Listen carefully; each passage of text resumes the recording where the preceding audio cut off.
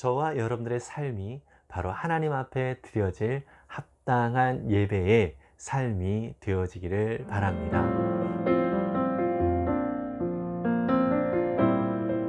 안녕하세요. 이태희 목사입니다. 오늘도 우리에게 귀한 날 주신 주님께 감사를 드립니다. 특별히 오늘도 주님과 동행하면서 주님의 말씀으로 힘을 얻는 은혜의 날이 될 수 있기를 바랍니다. 오늘 우리에게 은혜를 주실 하나님의 말씀은 로마서 12장 1절에서 8절까지의 말씀입니다. 제가 세번역 성경으로 읽겠습니다. 형제 자매 여러분, 그러므로 나는 하나님의 자비하심을 힘입어 여러분에게 권합니다. 여러분의 몸을 하나님께서 기뻐하실 거룩한 산 제물로 드리십시오. 이것이 여러분이 드릴 합당한 예배입니다. 여러분은 이 시대의 풍조를 본받지 말고 마음을 새롭게 함으로 변화를 받아서 하나님의 선하시고 기뻐하시고 완전하신 뜻이 무엇인지를 분별하도록 하십시오. 나는 내가 받은 은혜를 힘입어서 여러분 각 사람에게 말합니다. 여러분은 스스로 마땅히 생각해야 하는 것 이상으로 생각하지 말고 하나님께서 각 사람에게 나누어 주신 믿음의 분량대로 분수에 맞게 생각하십시오. 한 몸에 많은 지체가 있으나 그 지체들이 다 같은 일을 하는 것이 아닙니다. 이와 같이 우리도 여럿이지만 그리스도 안에서 한 몸을 이루고 있으며 각 사람은 서로 지체입니다. 하나님께서 우리에게 주신 은혜를 따라 우리는 저마다 다른 신령한 선물을 가지고 있습니다. 가령 그것이 예언이면 믿음의 정도에 맞게 예언할 것이요, 섬기는 일이면 섬기는 일에 힘써야 합니다. 또 가르치는 사람이면 가르치는 일에, 권면하는 사람이면 권면하는 일에 힘쓸 것이요, 나눠주는 사람은 순수한 마음으로, 지도하는 사람은 열성으로, 자선을 베푸는 사람은 기쁜 마음으로 해야 합니다. 아멘.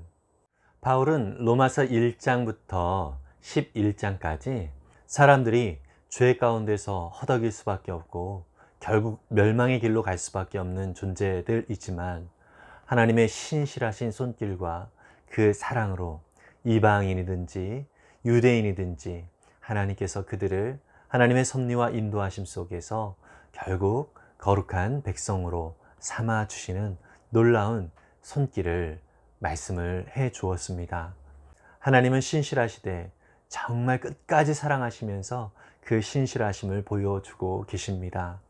그리고 우리에게 하나님의 놀랍고 귀하신 은혜가 무엇인지를 깊이 알게 하셔서 그 사랑 안에 거하는 삶이 얼마나 복된 삶인가 라고 하는 것을 말씀해 주고 있습니다.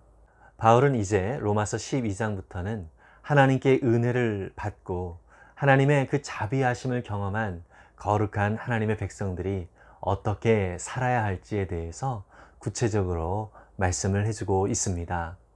그리스도인들의 실천사항이라고 말할 수 있지요. 그런데 우리는 이렇게 살아야 합니다 라고 하는 이야기를 들을 때에 마음에 부담감이 있습니다. 그러나 하나님의 신실하신 사랑과 은혜가 무엇인지를 안다면 우리는 자연스럽게 그 하나님 나라의 백성다운 삶을 살아갈 수 있게 되는 것입니다. 오늘 바울은 형제 자매 여러분 이렇게 부르면서 나는 하나님의 자비하심을 힘입어서 여러분에게 권합니다 이렇게 말씀하고 있습니다. 하나님의 자비하심, 하나님의 그 사랑에 힘입어서 권면한다 라고 말씀을 하고 있죠. 이 권면에 그 전제가 있다라고 하는 것입니다. 그것은 바로 하나님의 신실하신 사랑하심과 자비하심이라고 하는 것이죠.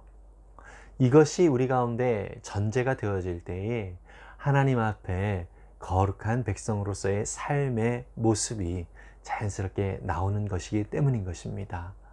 그래서 그 하나님의 사랑 또 하나님의 신실하심이 우리 가운데 얼마나 크고 놀랍게 역사되어졌는지를 우리가 깊이 확인한 후에 비로소 우리는 그렇게 하나님의 백성다운 삶을 살 수 있게 되는 것입니다. 만약에 이 전제가 없이 그냥 그리스도인이라면 이렇게 살아야 합니다라고 하는 이 삶의 내용에 더 우리가 집중을 하게 되어진다면 그것이 바로 예수님께서 그토록 책망하셨던 율법주의적인 삶인 것입니다. 바리새인의 삶과 마찬가지가 될 수 있다는 것이죠. 바울은 그렇게 권면을 하면서 우리 그리스도인들이 가져야 될 삶의 태도, 자세가 무엇이어야 하는가라고 하는 것을 이야기를 해주고 있는데요. 바로 여러분의 몸을 하나님께서 기뻐하실 거룩한 산 제물로 드리십시오. 이것이 여러분이 드릴 합당한 예배입니다 라고 말씀하고 있습니다. 예배라고 하는 것은 하나님과의 관계가 회복된 자들만이 할 수 있는 행위인 것입니다. 그런데요, 우리가 예배다라고 얘기를 하면 보통 주일날 예배 시간에 나와서 하나님 앞에 찬송하고 기도하고 또 말씀을 듣고 이러한 예배의 형식을 담은 그런 예배를 생각하는 경우들이 많이 있는데요. 오늘 바울이 얘기하고 있는 예배는요, 여러분들의 몸을 하나님께서 기뻐하실 거룩한 산 제물로 드려라 이렇게 말씀하고 있습니다. 그래서 몸을 드리라 라고 얘기를 하고 있는데요. 여기서 말하고 있는 몸이라고 하는 단어는 헬라어 원어적으로 보면 삶과 연관이 되어지는 단어인 것입니다. 그래서 이 몸을 드려라 라고 했을 때 삶을 드려라 하는 내용과 마찬가지인 것인데, 바로 하나님께서 기뻐하실 거룩한 산 제물로 드려라 말씀하고 있습니다. 하나님이 기뻐하실 만한 삶, 또 하나님께 드릴 거룩한 산 제물이라고 말씀하고 있는데, 거룩하다라고 하는 표현은 구별되어진 삶의 모습을 말하고 있죠. 세상에 흘러가는 대로의 삶이 아니라 하나님의 거룩한 백성으로서의 구별된 삶을 이야기하는 것입니다. 그렇게 드려지는 우리의 삶이 하나님께서 받으실 만한 합당한 예배다라고 말씀을 하고 있습니다. 저와 여러분들의 삶이 바로 하나님 앞에 드려질 합당한 예배의 삶이 되어지기를 바랍니다. 우리는 예수 그리스도의 십자가의 그 사랑으로 말미암아 회복된 백성이 되었습니다. 이제 죄에서 자유함을 얻게 되어졌고요. 하나님께서 보시기에 좋았더라 했던 아름다운 그 창조 때의 모습을 회복한 백성들입니다. 그렇기 때문에 이제 우리는 죄의 영향 아래서 벗어나서 하나님의 뜻대로 살아가도록 부름을 받았는데요. 이 하나님의 뜻을 살피는 자의 태도가 바로 2절에서 나오고 있습니다. 오늘 2절의 본문을 보면은요, 여러분은 이 시대의 풍조를 본받지 말고 마음을 새롭게 함으로 변화를 받아서 하나님의 선하시고 기뻐하시고 완전하신 뜻이 무엇인지를 분별하도록 하십시오. 이렇게 권면을 하고 있습니다. 여기에서 첫 번째 전제가 무엇이죠? 이 시대의 풍조를 본받지 말라라고 말씀을 합니다. 이 세상은요, 참 많은 변화가 있고, 그리고 이 세상에 많은 세속적인 생각들이 있습니다. 바울은 이 모든 생각을 따라가는 것이 아니라 하나님의 생각을 분별하여서 하나님의 뜻대로 살아가기를 원하고 있습니다. 그것이 바로 우리 그리스도인들의 합당한 삶이라고 하는 것입니다. 이 시대의 풍조, 또 이 시대의 흐름을 따라 살아가는 것은 결국 우리를 죄의 길로 몰고 가는 삶인 것입니다. 이제 죄에서 자유함을 얻게 된 백성들인데, 죄의 영향력 아래 우리가 더 이상 머물러 있지 말아라 하는 권면의 말씀인 것이죠. 그래서 우리는 하나님의 기뻐하시고 또 선하시고 온전하신 뜻이 무엇인지를 늘 생각하고 분별하면서 살아가는 것, 이것이 하나님께서 저와 여러분들에게 요구하시는 삶의 모습인 것입니다. 사실 그러한 삶이 우리에게 그렇게 쉬운 것은 아닙니다. 그러나 하나님께서 우리에게 허락하신 그러한 믿음의 삶의 모습은 하나님이 우리와 함께 하시기에 그렇게 살아갈 수 있는 능력 또한 우리에게 허락해 주시리라고 하는 약속이 그 안에 담겨져 있는 것입니다. 그래서 우리에게 필요한 것은 내가 그렇게 살아야지 하면서 애써서 노력하는 것이 아니라 우리와 함께 동행하시는 성령 하나님을 늘 인정하고 그 하나님을 늘 바라보면서 살아가는 삶의 태도가 계속해서 우리 가운데 요청되어지는 것이죠. 귀가 얇다라는 표현이 있는데요. 우리는 이 세상에 이러한 말에 흔들리고 저러한 말에 흔들리면서 자꾸 듣는 것에 의하여 이리저리 흔들리는 모습이 많이 있습니다. 심지어 내가 지금 확고하게 무엇이다 라고 생각을 했다 할지라도 이것이 어느 정도 시간이 지나면 그 생각이 바뀌어지는 것을 우리는 종종 경험을 합니다. 이렇게 우리 자신 스스로도 믿을 수가 없는 존재가 바로 우리이죠. 진리 가운데 우리가 온전히 서 있을 때에 우리는 이리저리 흔들리지 않는 그러한 삶을 살 수 있는 것입니다. 우리의 모든 삶에 흔들리지 않는 그런 확실한 근거는 오직 하나님의 말씀밖에 없습니다. 하나님의 말씀을 우리가 온전히 바라보고 또 말씀 가운데 우리가 거할 때에 우리는 이 세상에서 아무리 이런 저런 말이 들린다 할지라도 거기에 넘어가지 아니하고 말씀을 근거로 하여서 우리의 삶을 주 안에서 굳건히 세워갈 수 있게 되는 것입니다. 저와 여러분들이 바로 그렇게 부름을 받은 거룩한 하나님 나라의 백성이라는 사실을 꼭 기억하기를 바랍니다. 바울은 이어서 이제 구체적으로 그리스도인들의 삶의 모습이 어떠해야 하는지를 특별히 교회라고 하는 공동체 속에서의 삶의 모습을 언급을 해주고 있습니다. 3절부터 바로 그렇게 말씀을 하고 있는데요. 여러분 각 사람에게 말합니다 라고 얘기를 하면서 여러분은 스스로 마땅히 생각하는 것 이상으로 생각하지 말고 하나님께서 각 사람에게 나누어 주신 믿음의 분량대로 분수에 맞게 생각하라 라고 말씀을 하고 있습니다. 그렇습니다. 하나님께서 우리 가운데 허락하여 주신 것만큼 우리가 우리의 삶 속에서 하나님의 은혜와 사랑을 펼쳐가야 한다는 것입니다. 너무 오버할 필요가 없다는 얘기죠. 그리고 너무 소극적으로 나아갈 필요도 없다는 것입니다. 우리는 하나님이 주신 만큼만, 우리의 믿음의 분량만큼만 살아가면 되는 것입니다. 교회 안에서도 마찬가지입니다. 교회 속에서 다른 사람과 비교를 하면서 자신의 모습을 판단할 필요가 없다는 것입니다. 하나님께서 나를 어떻게 이 자리에 세우셨는지를 생각하면서 그 하나님의 은혜를 받은 만큼 또 하나님의 사랑이 무엇인지를 안 만큼 순종하면서 나아가는 삶을 살아가면 되는 것입니다. 이어서 바울은 이 교회 안에 우리는 각 지체들이 있다라고 얘기를 하고 있습니다. 몸은 하나이지만 각 지체가 있다라고 하는 것은 어떠한 의미가 있죠? 한 사람 한 사람 각자 주어진 역할이 있고요. 그 사명이 다르다라고 하는 것입니다. 내가 다른 사람이 될 필요가 없다는 것이죠.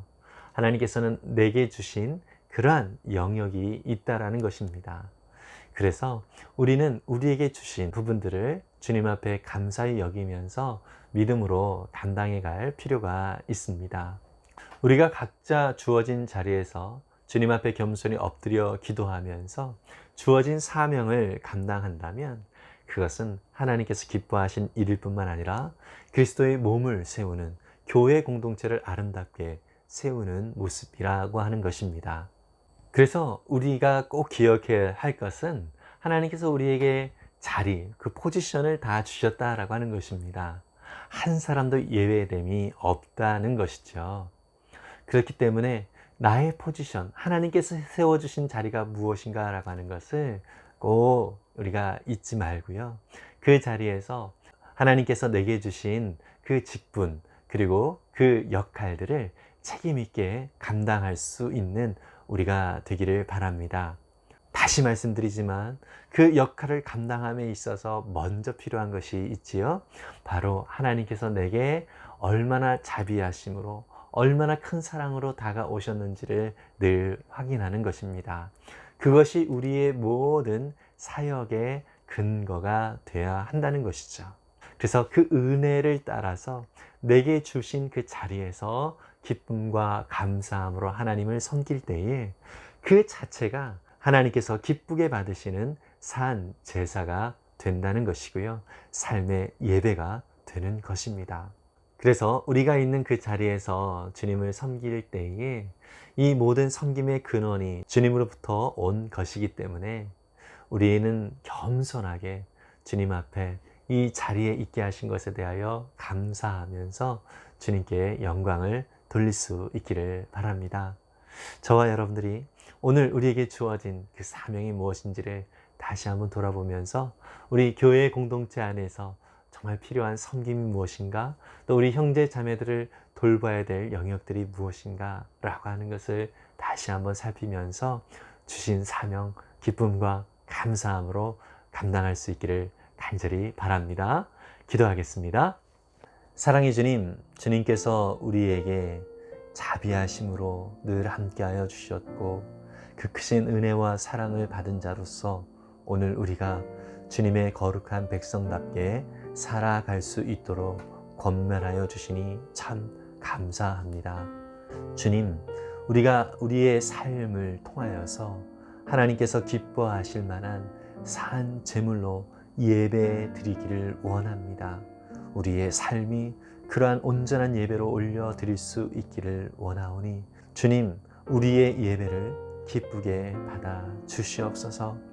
우리의 삶 전체가 하나님이 기뻐하시고 온전하신 뜻이 무엇인지를 늘 분별할 수 있도록 지혜와 성령의 충만한 역사를 더하여 주셔서 이 세대의 풍조를 본받지 말고 오직 주님의 뜻을 더 분명하게 밝히는 우리의 삶의 모습이 될 수 있도록 축복해 주옵소서.